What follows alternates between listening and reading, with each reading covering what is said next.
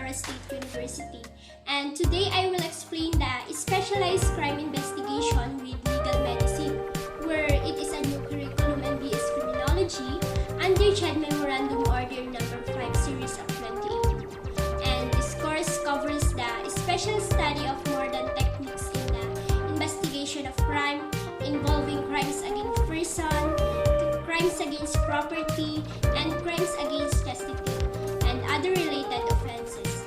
Also, it focuses in the application of medical science in crime investigation with emphasis in human anatomy and physiology, and also medico-legal aspect of physical injuries, death, crimes, abortion, infanticide, fraternity, and also to include the impotency, sterility, and poisoning. What are the objectives? To know what are the following special crime investigation with legal medicine: rape, robbery, theft, murder, homicide, the intentional abortion, unintentional abortion, kidnapping, anti-fencing law, human trafficking, anti-cattle rusting law, graft and corruption practices act, and the electronic commerce act. Elements of rape: the offender is a man and has carnal knowledge to a woman, where that such act is accomplished under any of the following: by using force or intimidation, when the perpetrator uses some physical force that a victim cannot resist and also cause fear in part of victim that a perpetrator makes to accomplish that act where is considered as rape. Are the basic rule of rape according to People versus Soriano. The contact of male penis with a woman's vagina referred to as a rape by sexual intercourse. It is between the penis in a vagina.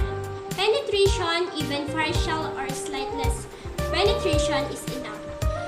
It means the moment that a penis touches the labia majora of woman, it is also considered as consummated rape. That law said that even partial penetration, that require the entire penetration, is also considered as rape. Proof of emission is not necessary. Hindi mahalaga na nakaraos o nakatapos because the presence of semen is required.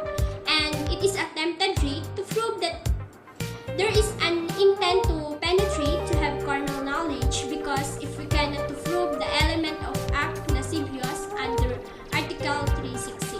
Second is homicide, is the unlawful killing of any person, which is either parricide, murder, nor infanticide. And here are the elements: that a person was killed, that the accused killed him without any justifying circumstances, that the accused had the intention to kill, which is presumed, and that the killing was not attended by any of the qualifying circumstances of murder, or that parricide or infanticide. The penalty of homicide shall be reclusion perpetua when the victim is under 12 years old of age according to Section 10 of RE 7610. This one is theft, which is a criminal offense that involves taking someone else's property without their permission, usually with the intention of permanently depriving them of it. The offense of theft is generally considered to be a property of crime and is punished as such. The elements of theft are taking. The perpetrator must take the possession of someone else's property, and carrying away, when the perpetrator must physically move the property from its original location, and without permission, when the perpetrator must take the property without the owner's consent, and the intent to deprive, when the perpetrator must have the intention of permanently depriving the owner of the property.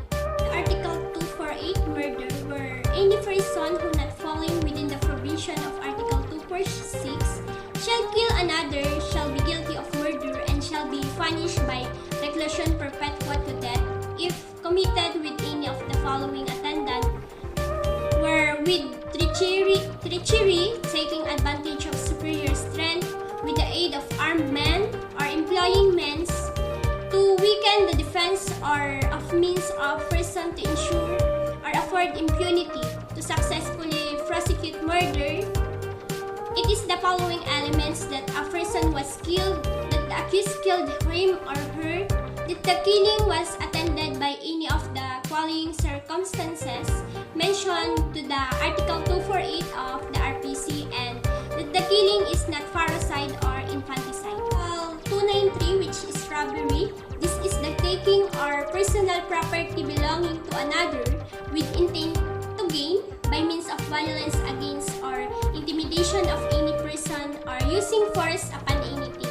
Here are the elements of robbery. There is personal property belonging to another. There is unlawful taking of that property. The taking must be with intent to gain, and there is a violence against or intimidation of any person or force upon anything. And the act that punished first is when by reason or occasion of the robbery, taking of personal property belonging to another with intent to gain, the crime of homicide is committed. And when the robbery is accompanied by rape or intentional mutilation or arson. According to Article 256, intentional abortion, it is the any person who shall intentionally cause an abortion which shall suffer penalty of reclusion temporal if he shall use any violence upon the person of the pregnant woman, and the penalty of prison major if, without using violence, he shall act without the consent of woman, and the penalty of prison correctional in its medium and maximum period if the woman shall have consented. 257, unintentional abortion. It is committed by any person who shall cause abortion by violence but unintentionally. The penalty of correctional major in its minimum and medium period shall be imposed upon any of the person who shall an abortion by violence but unintentionally. These are the elements. There is a pregnant woman. Violence is used upon such pregnant woman without intending an abortion, and violence is intentionally exerted, and as a result of the violence exerted, the fetus dies either in the womb or after having been expelled. Republic Act 1084, which is kidnapping and serious illegal detention. Detention is committed by any private individual who shall kidnap or detain another, or any another manner deprive him or her liberty.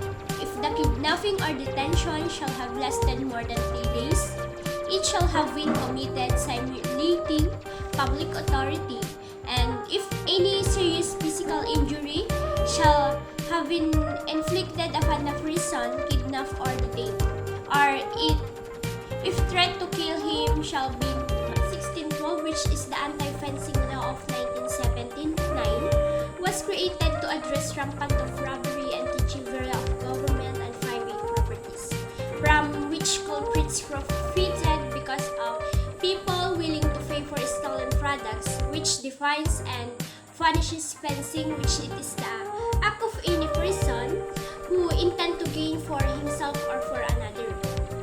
Cattle wrestling law of 1974, which is the any person convicted of large cattle wrestling are herein defined, which irrespective of the value of large cattle involved will be punished by prison major in its maximum period to reclusion temporal in its minimum period. If the offense is committed without violence against or intimidation of person or force upon things, which the large cattle wrestling is the taking away by any means, method, over scheme without the consent of the owner raiser of any large cattle, whether or not for profit or gain, and it's whether committed the crimes against or intimidation of any person or force upon things. It includes the killing of large cattle or taking its meat or hide without the consent of the owner or the raiser. The Republic Act 1319, which is the Anti-Graft and Corrupt Practices Act, it is the policy of the Philippine government in line with the principle that a public office is a public trust to repress certain acts of public officers and private persons alike which constitute graft or corrupt practices or which may lead to which it shall be unlawful for any person having family or close personal relation with any public official to capitalize or exploit or take advantage of such obligation by directly or indirectly requesting or receiving any present, gift, or material or pecuniary advantage from other person having some business. The Republic Act No. 9208, known as the Anti-Trafficking in Person Act of 2003, were institute policies to eliminate trafficking in persons, especially to women and children. It establishes the necessary institutional mechanism to protect and support trafficked person and provide penalties for its violation, where the Interagency Council Against Trafficking, or known as the IACAT, was established as the central coordinating body that monitors and oversees the strict implementation of this expanded act.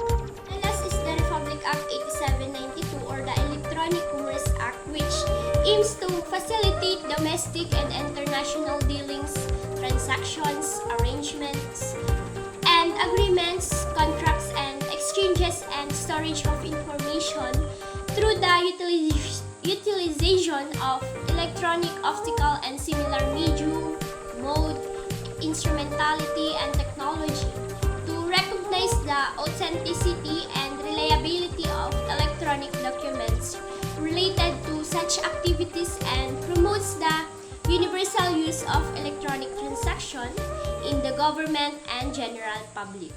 And that's all